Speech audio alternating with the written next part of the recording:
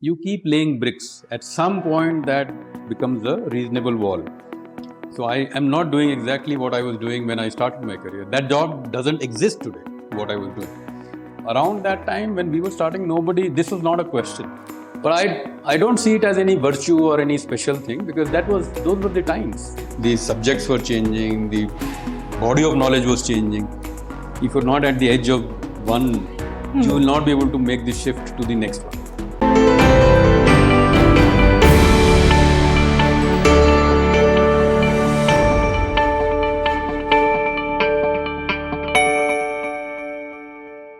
Hello and welcome everyone to another breathtaking episode of IRE Talks Podcast powered by GIBS Business School.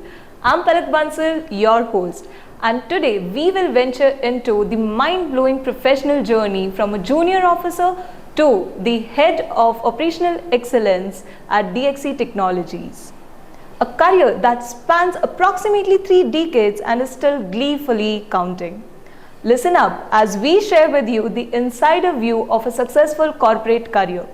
Whether you're a student or a young professional ready to paddle into the corporate world, this episode of IRE Talks will be your toolkit to have a head start.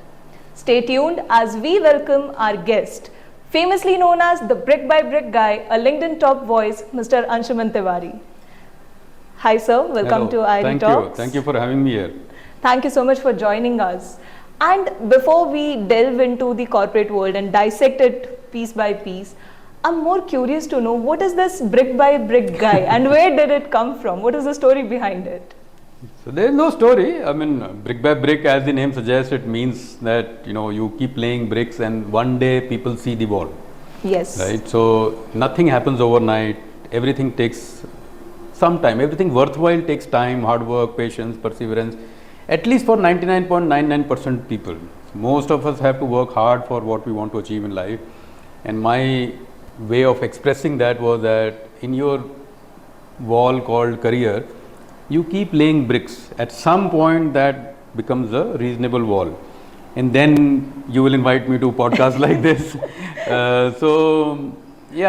That's what it is, a reminder to the younger generation and everybody else that be patient, keep working hard and keep adding bricks. The wall will come up one day. So it's a metaphor for level by level, step by step, one step at a time. Absolutely. And also for hard work, perseverance, patience, keep doing what you want to do, have faith, those kind of things. So now 30 years, approximately of a career, which is like 3 decades of seeing the industry dynamics change, the trends change. So what was that journey like? What have you seen in these 30 years and what does the corporate look like today compared to the time when you joined Raymond and back then in the 90s? So I think in many ways a lot changes, but a lot also does not change. So things that don't change are that obviously you tend to work for a large organization, even for smaller organizations. You work for a large corporate, you will have to collaborate, cooperate. You will have a customer, you will have processes, you will have services.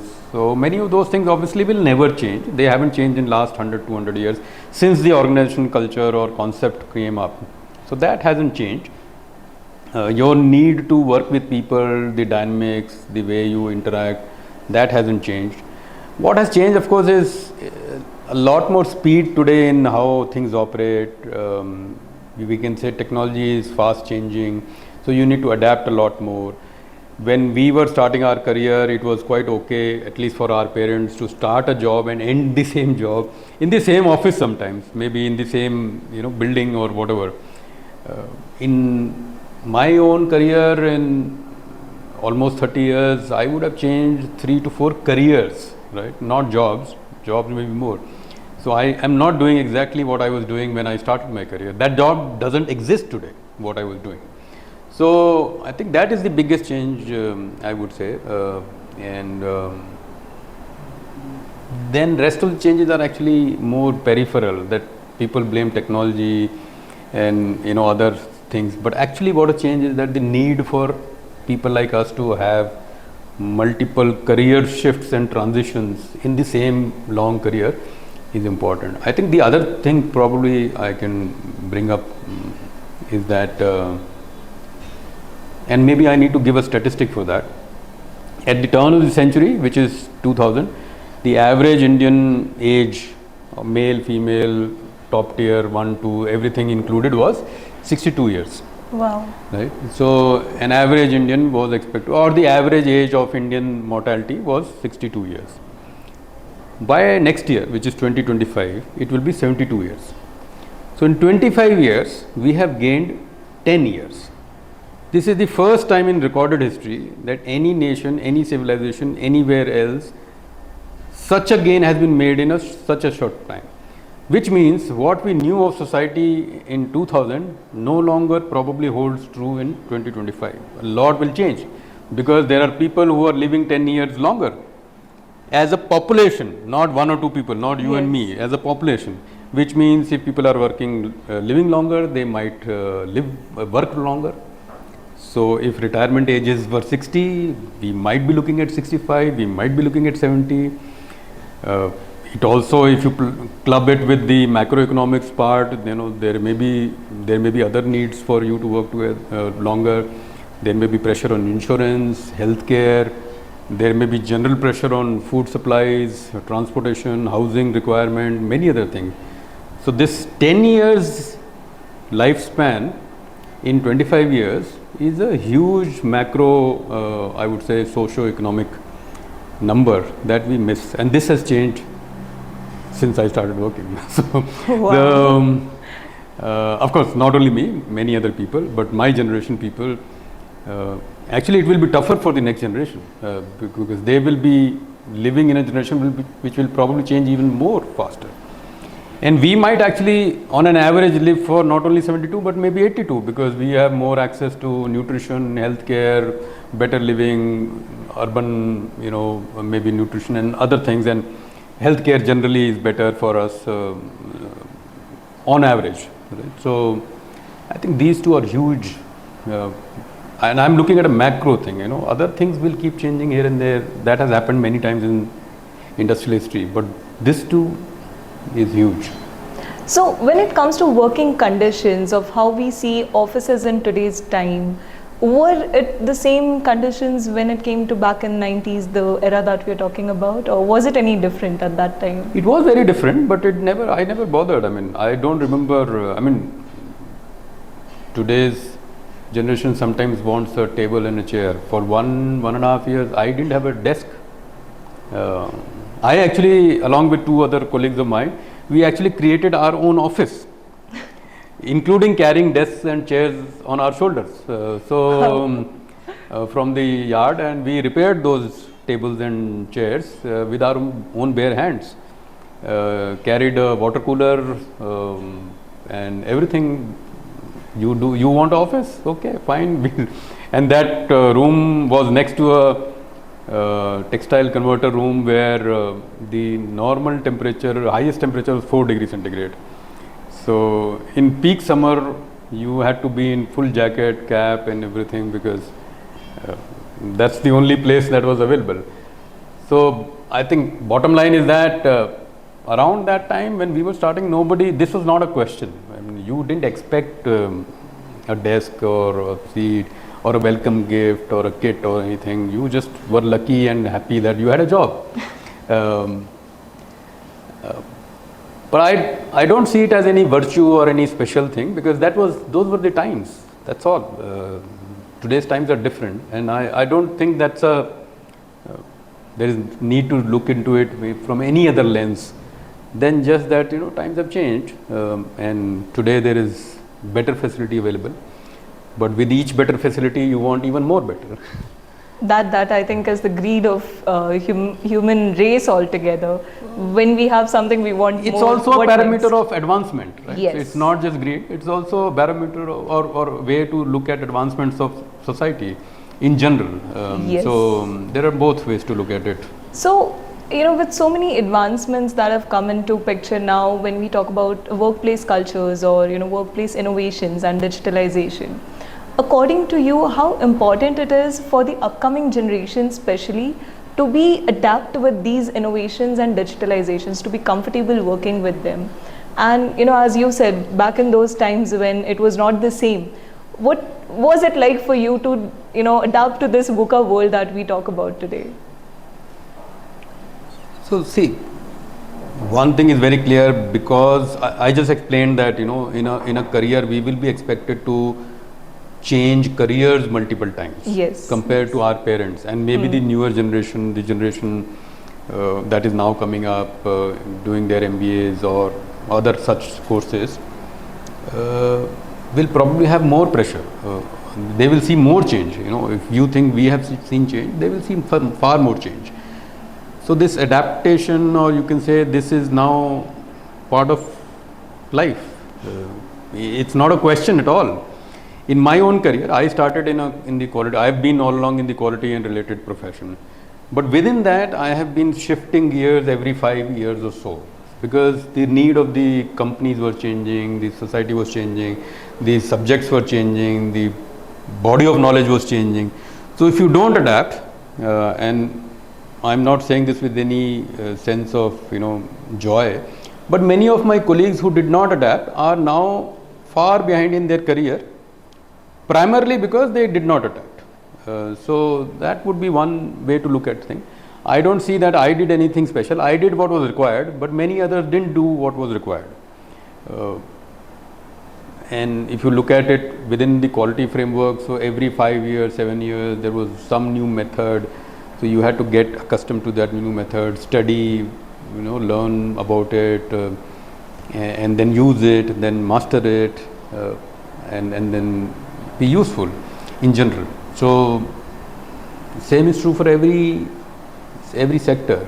So within my sector, every 5-7 years there is usually a shift, and I've actually written and spoken about those shifts earlier, that if you see 25 to 40 years of quality profession, there are those shifts, and if you are not ahead or not at the edge of that shift, you will not be able to make this shift. It's like if you imagine two spheres or globes. If you're not at the edge of one, you will not be able to make the shift to the next one. Correct. Yes. So you have to always be in that paranoid state that this will not last. You have to learn something more. There is a fantastic book, Only the Paranoid Will Survive, by Andy Grove, who was the very famous chairman of Intel. And the fundamental premise of that book is that if you are paranoid about what you're doing, whether it will survive or not, you will keep making those changes. That is very true today. It was true in my time, and I'm not done yet. I'm 25 years more, plans to work. So, yeah. That actually brings me to when I was researching your profile over LinkedIn and social media. So I came across this very significant education that you have taken a couple of years back while you were working as a global head in your current company. So that was into post-graduation in innovation and design thinking, I believe. So what made that happen after a huge break from education and a flourishing career? Why did you feel the need to go back to education, upskill, and then get back to where you are? So, this one shows up in my profile because it was a substantial 9-month course.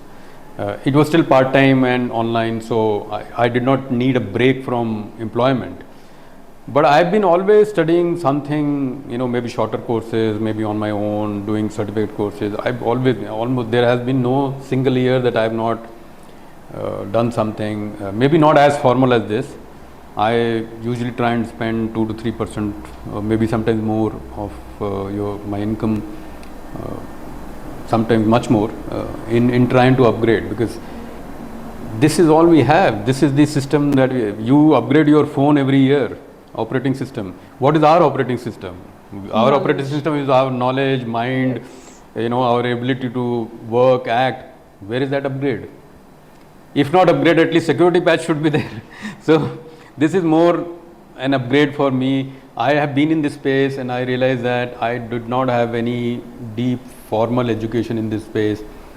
So unless I understand what is to be done, how will I guide others? So that was the only, I think, motivation to do that.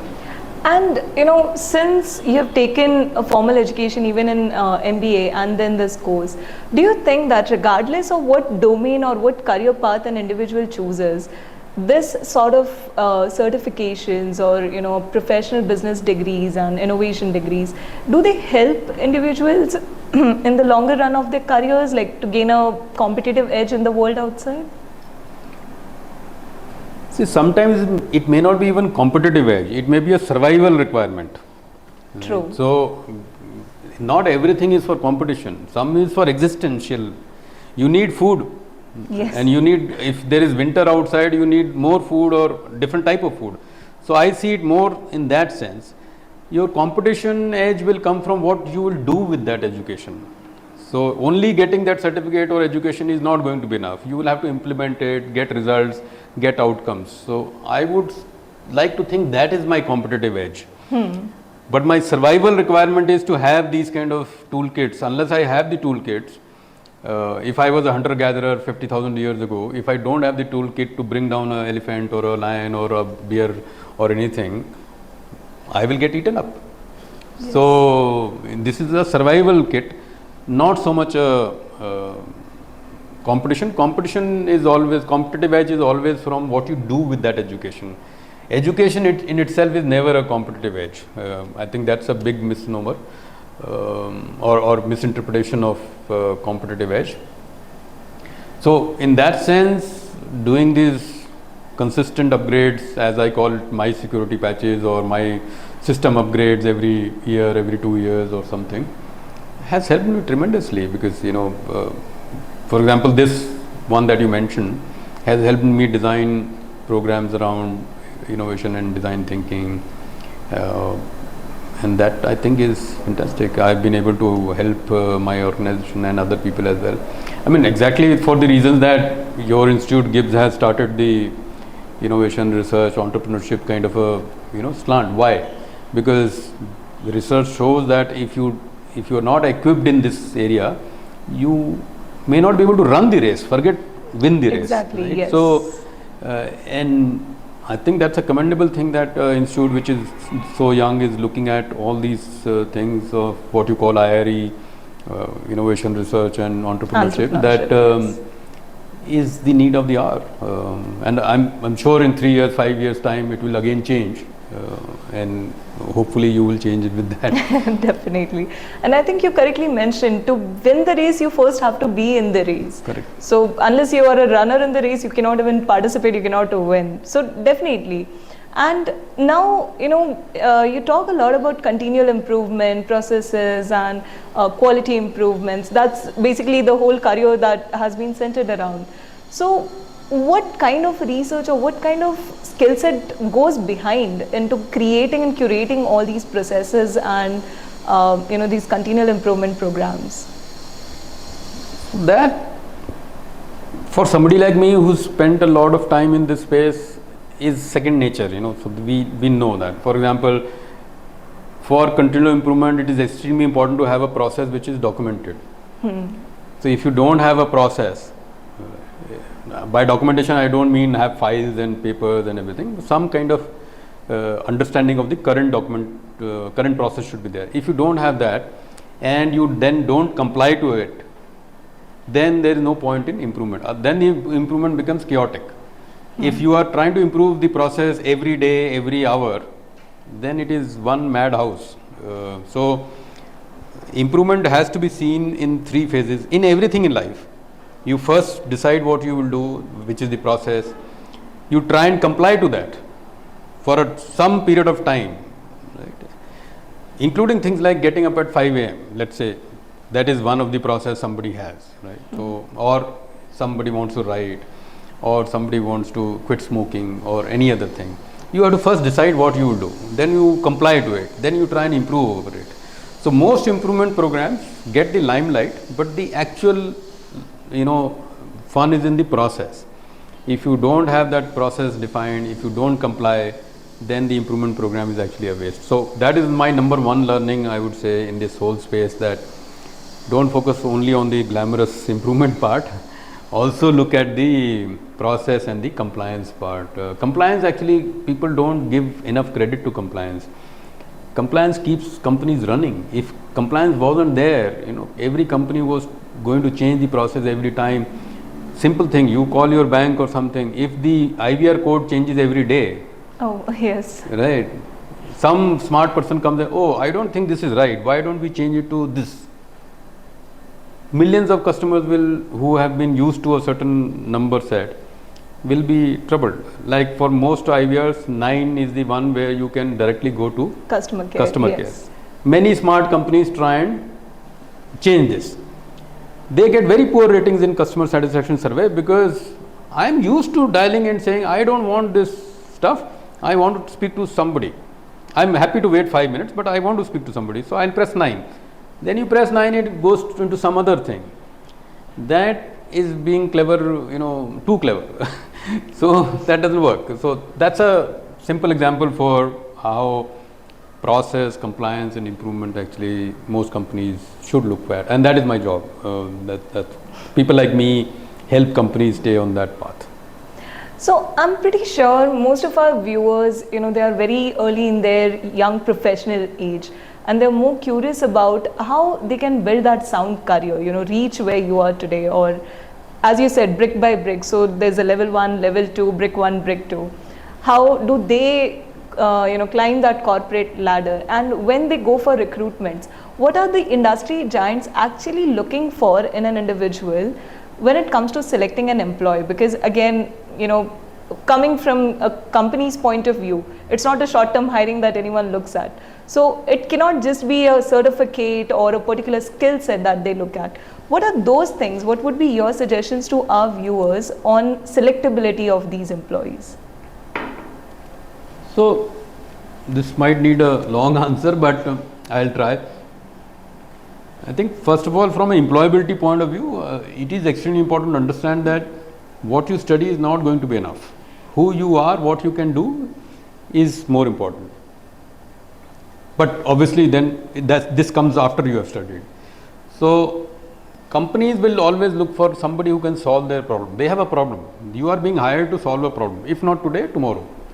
So you have to be a problem solver, not a problem creator. So most organizations during the recruitment or interview process will look at people who are solution oriented. Of course, some jobs may require people who identify problems. I understand that. But in general, solution oriented and more collaborative and cooperative. A lot of me will not fetch you very good roles. Or even if you get by accident, you will not do well, because in most of the corporate roles, 99.99%, collaboration, cooperation is extremely important. So that is another aspect that people want to see. That when you are asked to express, like a common question is that, tell me some project that you did very well in the last 1 year or 2 years or something. Now the interviewer has no interest in actually knowing what your project is, because whatever is your project is going to be useless to them.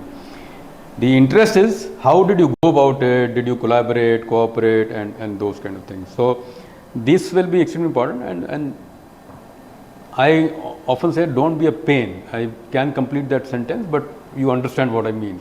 Don't be a pain. So that I think summarizes, Palak, everything, because most people are just a total pain.